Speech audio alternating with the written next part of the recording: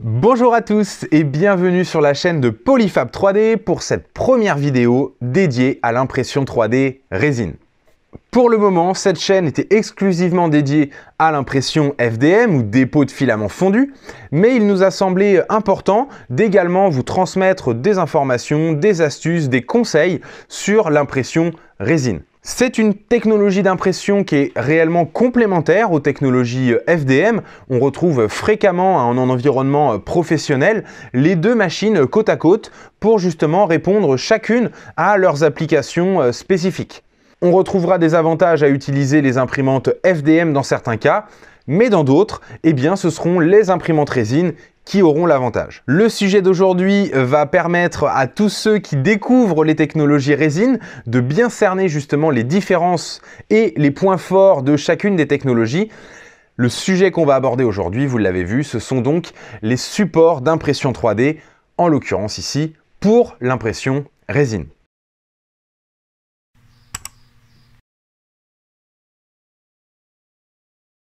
On va voir pourquoi les supports sont nécessaires, où et comment les positionner, et dans quel cadre est-ce qu'on va devoir utiliser des supports de manière un petit peu contre-intuitive. Énormément de sujets à évoquer, et donc pour commencer, on va réellement repartir des bases, des notions essentielles de cette technique d'impression 3D résine. On est habitué à entendre parler de technologie SLA, de technologie DLP et plus récemment de LCD. Le principe pour la génération des supports est identique, donc on va généraliser tout ça et les imprimantes que j'utilise aujourd'hui sont des imprimantes de type LCD, en l'occurrence la gamme des Creality Alloth, vous voyez la grande Alloth Sky et la plus petite Alloth One qui ont été utilisées pour réaliser les différents tests qu'on va évoquer justement dans cette vidéo. Une fois ce rappel des notions essentielles effectué, on va regarder un petit peu ce qu'il en est de la génération automatique des structures de support. On verra en quoi est-ce qu'on a différentes structures de support au choix dans les différents logiciels. D'ailleurs, le logiciel que je vais utiliser aujourd'hui, c'est le logiciel le plus courant, on va dire, dans cette technologie d'impression, et ce sera le logiciel Chitubox. Les informations seront valables également pour d'autres logiciels, bien évidemment, que vous utilisiez Litchi, Z-Suite, Allothbox ou même un petit nouveau comme le Villers sur lequel je reviendrai particulièrement dans cette vidéo, mais surtout dans d'autres vidéos, seront des logiciels qui seront adaptés aux notions et aux techniques que je vais vous donner ici. Justement, après avoir visualisé les différents modes de génération par défaut, je vous transmettrai mes astuces, mes paramètres que j'utilise généralement maintenant par défaut, en remplacement des paramètres qui sont intégrés par défaut dans les logiciels justement.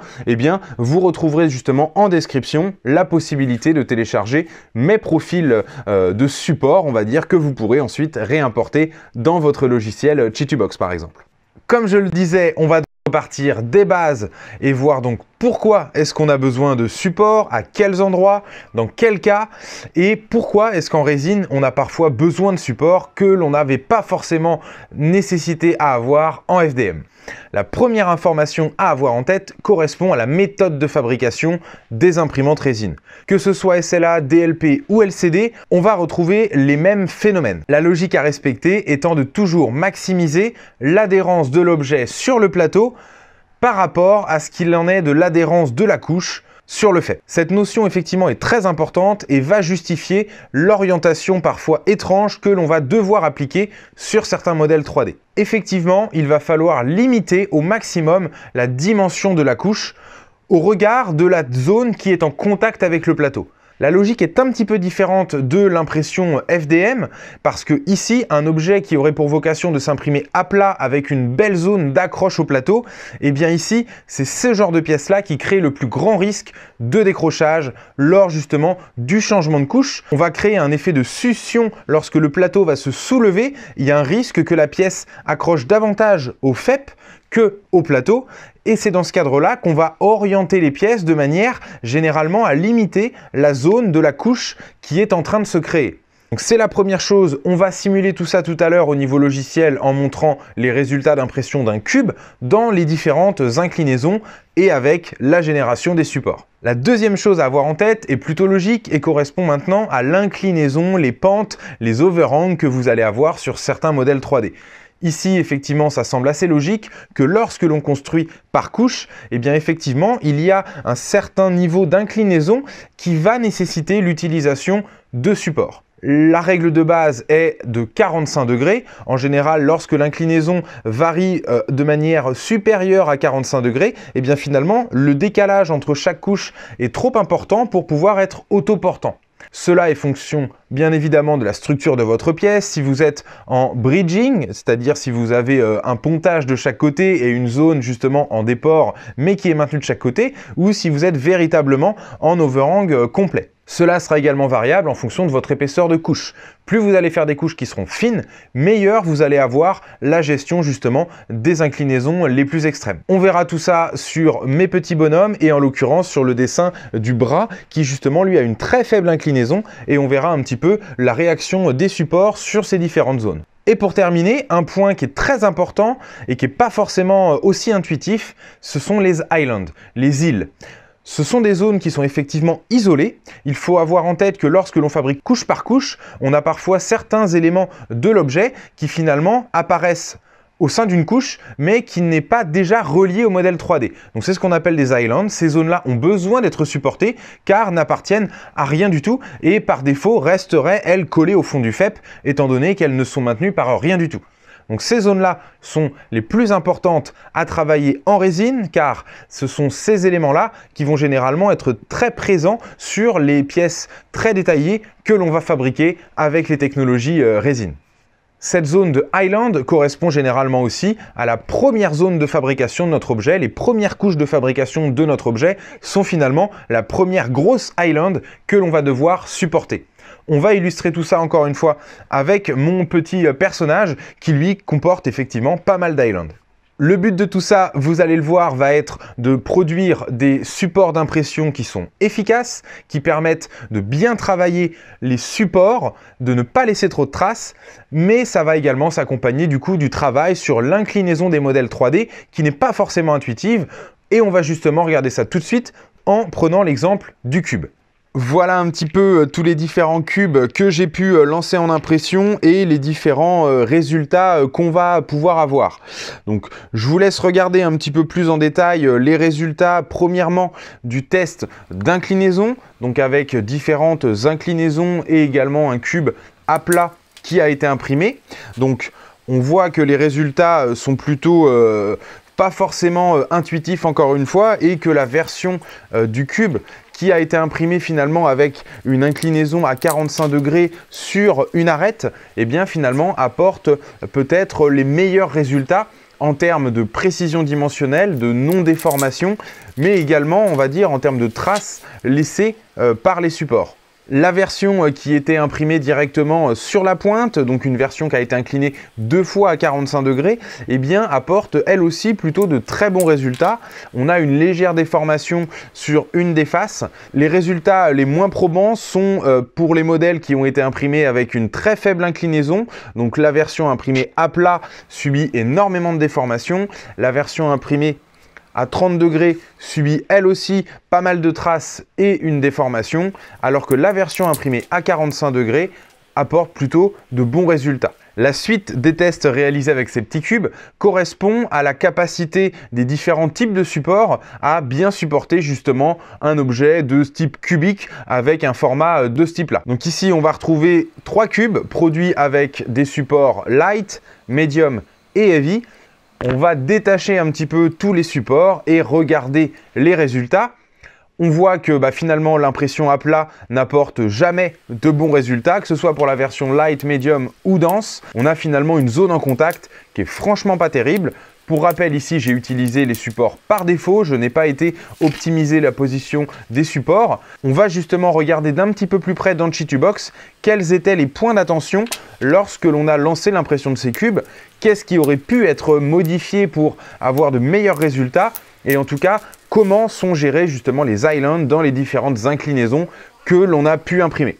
On regarde ça rapidement sur Chitubox et après on passe à la deuxième étape qui correspondra à l'impression des figurines. On voit donc ici les 3 cubes positionnés à plat et le but va être d'aller regarder la première couche du modèle 3D donc qui repose sur les supports et d'aller identifier les endroits où effectivement on va trouver des manques de support qui vont expliquer un petit peu pourquoi on avait tant de défauts. Donc on voit bien ici dans les angles en l'occurrence qu'on n'a aucun support qui est particulièrement positionné dans l'angle et donc il est assez logique que ce soit très compliqué pour la machine de réussir à imprimer ça. Même principe sur ces pièces en version inclinée, où on va regarder premièrement celle qui est inclinée à 30 degrés. On voit que l'island initial donc, est plutôt bien supporté, sauf en bout ici, où on voit qu'effectivement il y a du manque. On va regarder la version donc, qui est inclinée sur la pointe, et on voit que la pointe débute par un petit triangle, qui est plutôt bien supporté. D'où effectivement les plutôt bons résultats à ce niveau-là. Donc ça c'est plutôt pas mal efficace. Et pour la version inclinée à 45 degrés, effectivement on voit que c'est plutôt bien supporté avec des supports qui viennent des 2 axes, donc qui justifient le bon maintien de la pièce et la faible déformation qu'on y a vu. Tout comme je l'avais fait pour le cube, donc la suite du test va être réalisée sur ces petits personnages, ces petites figurines qui doivent faire à peu près 6-7 cm de haut et qui comportent beaucoup de détails et forcément beaucoup d'islands. Donc on va retrouver effectivement des islands qui vont se situer au niveau des manches, on va retrouver des toutes petites islands qui se situent au niveau des petits artefacts, des tout petits détails que l'on retrouve sur l'objet. On va également en retrouver en partie basse pour toute la partie basse, on va dire, de la cape. C'est ce genre de choses que l'on va regarder avec attention. J'ai lancé pas mal d'impressions de ce petit personnage en utilisant différents paramètres de support. J'ai commencé par tester le support light, le support medium et le support heavy sans apporter aucune modification. Et j'ai commencé, on va dire, à tirer des leçons, on va dire, des différents résultats pour optimiser un petit peu mes supports. Donc, à force de faire différents petits essais, je me suis rendu compte qu'il était possible d'avoir un positionnement automatique des supports qui fonctionne plutôt bien, mais que généralement, ça nécessitait quand même d'aller ajouter manuellement des petits supports pour optimiser différentes choses. On va regarder ça également au niveau logiciel. Vous allez voir, c'est plutôt simple au final à comprendre. Et pour rappel, le profil que j'ai fini par trouver, en tout cas qui fonctionne plutôt bien avec les différents tests que j'ai pu réaliser, on verra à la fin justement un petit test qui a été réalisé sur une pièce beaucoup plus technique avec un mode par défaut et mon mode optimisé. Et vous verrez ici que les résultats sont très franchement probants. On regarde un petit peu au niveau logiciel tout ça et on regarde un petit peu plus en détail également des petits zooms sur justement le résultat d'impression de ces petites figurines. Vous voyez donc sur ces petites figurines pas mal de résultats qui vont être différents, que ce soit au niveau de la petite bavette inférieure du modèle 3D qui parfois a été plutôt bien imprimé, parfois qui a été franchement quasiment oublié en termes d'impression parce que les supports n'ont pas du tout joué leur rôle. On va également retrouver ce phénomène-là à certains moments sur la manche qui n'a sans doute été pas non plus bien supporté en tant qu'island. On va retrouver des défauts qui correspondent plutôt à des retraits de supports qui posent problème, des zones ou des méthodes de fabrication des supports qui laissent beaucoup trop de traces. Donc tout cela est lié à différents paramètres que j'ai manipulés. On reviendra sur ces paramètres très avancés dans une seconde vidéo. Au départ, j'avais prévu d'évoquer tout ça dans une seule vidéo. Le sujet est un petit peu trop deep pour qu'on puisse vraiment faire ça en une seule vidéo. Donc on reviendra sur un paramétrage un petit peu plus poussé dans une seconde vidéo.